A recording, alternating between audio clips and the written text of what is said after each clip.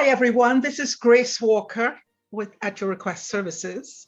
I have the delight to be with two special guests this evening, and they're going to share with you who they are and tell us about an upcoming event that is so exciting to hear about. Ladies, please introduce yourselves and welcome. Welcome, Grace Walker. All here in this circle together. My name is Veronika Danzer La Fortune.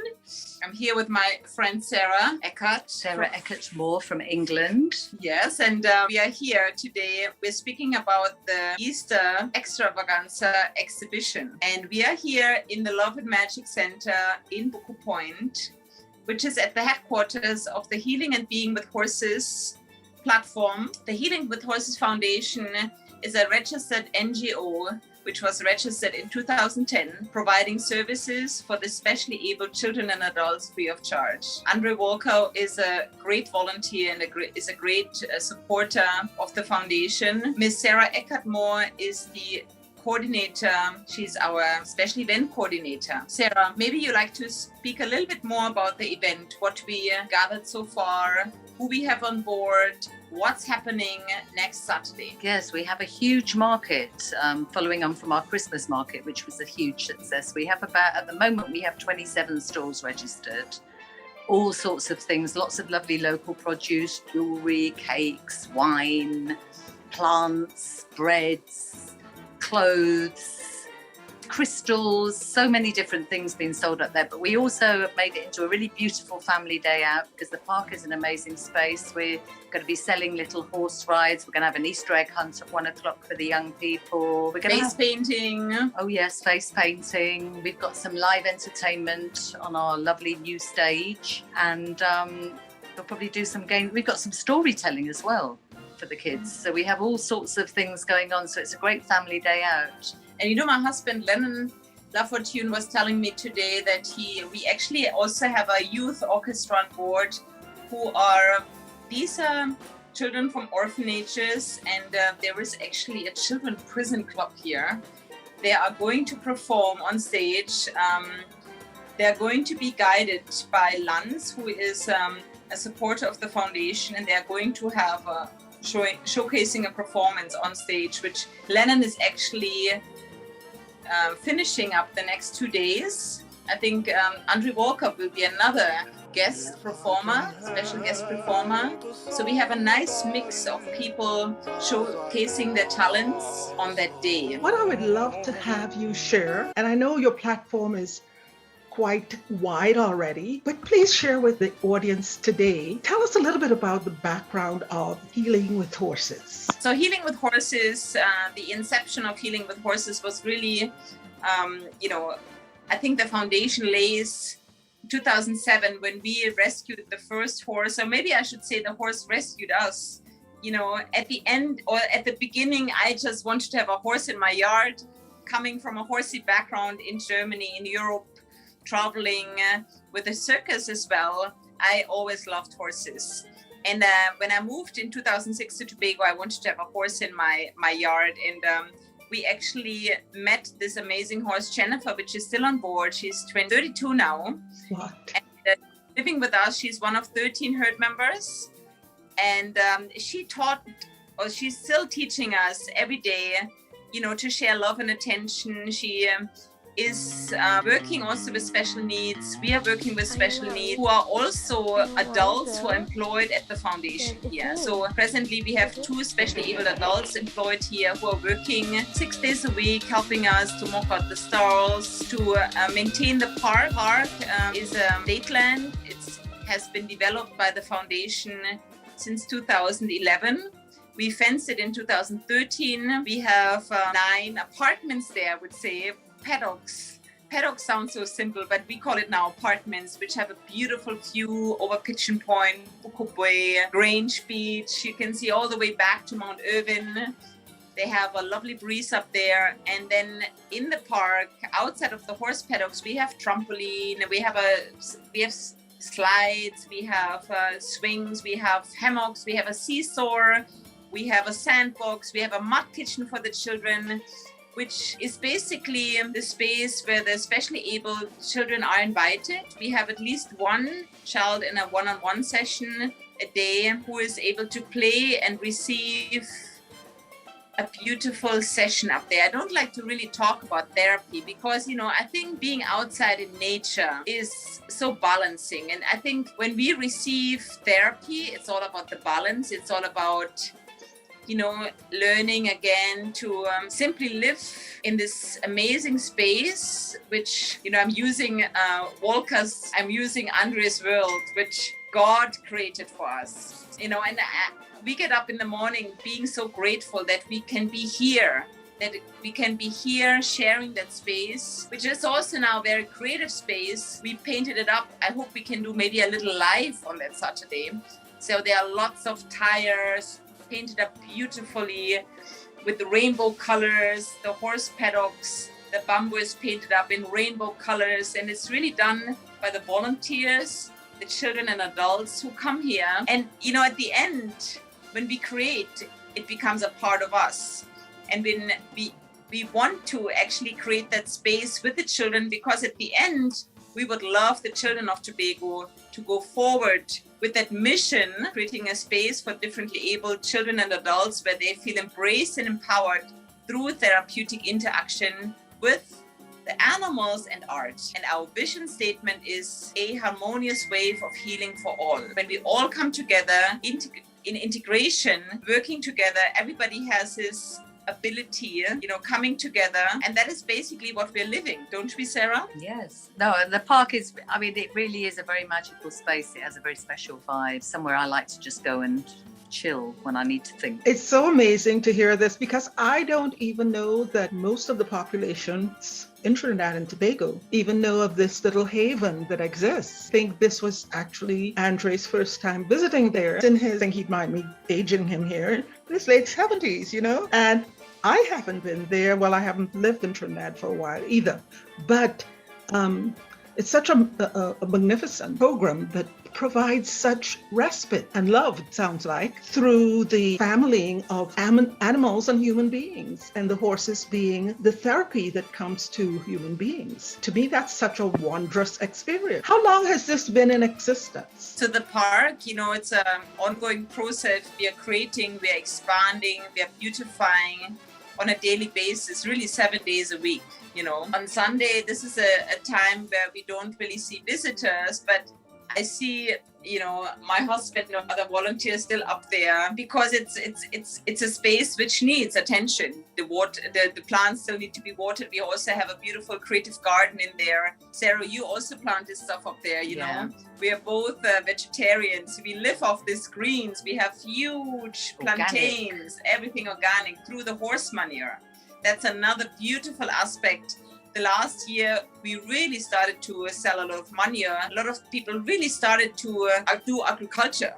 And I would say we sell at least 5, sometimes 10, sometimes 20 bags a day, $30 a bag. And that just helps us to be sustainable. For me personally, COVID, and it sounds a strange thing to say, but COVID was almost a blessing because it kept me here, because I was only for 7 weeks, and I've always kind of wondered what it would be like to stay for longer, because I've been coming for quite a while, and my main reason for coming back to Buccoo is healing with horses, because I rode years ago and fell out of love with the way the horses were treated. And then when I came here, I realised what I'd been looking for without knowing, a place where horses are treated and listened to and respected and loved. So for me, the pandemic was a bit of a blessing, but obviously I'll let Veronika tell you how it affected healing with horses. Yeah, so since March 2020, the schools are not coming on a regular basis anymore, meaning we had the schools for special children who don't fit in a normal school system, also adults from the Tech Box Center, they don't come on a regular basis anymore. That means groups. The groups are not shuttled here anymore through their school buses because schools are closed. It gave us some time to revise. It gave us some time to renovate. It gave us some time to recreate and to rethink. So I think, and I know and I feel, it was a time to reset. And that is very important in life, that we reset and retreat. Not always other people, when you are leading a foundation and organization, sometimes you forget to reset and maybe work on your, on your structural plan or on your physical structure. So since a year we have been, and Sarah, you have been working with us on that process. You saw how much we actually were able to, rebuild and reshuffle things, which really needed a little more, a stronger foundation. We are starting from the kitchen area. We broke out the old kitchen also at the park. There's a huge kitchen now. On Saturday, we invited Nixon, who is one of the youth working for the Healing with Horses, one of the employee who is getting paid. He is actually a chef. He's going to cook for the orphanage. He's going to cook for the youth prisoner, who are performing. And so we just used that time where we didn't see so many groups to use the energy to renovate the space, which is now, this time, next Saturday, this is like a grand opening for me, where we invite again guests to really view the park, so other people also can come and enjoy the space. What would you like to tell your audience about this event and to where it's located, what it's going to be like for them, and your invitation to who is looking at today's discussion? Well, as I said, it's really a family day out, but also with the opportunity to shop. There's going to be artwork on exhibition. I think I missed out a lot of things. There'll be food, vegan food on sale, as well as other food. So it's a great day to just come and browse, look at local artists, local crafts, pick up beautiful things, nice food, and also entertaining for the whole family with the entertainment. Last time, officially we finish at 4, but last time we had people, I think we finished about 10.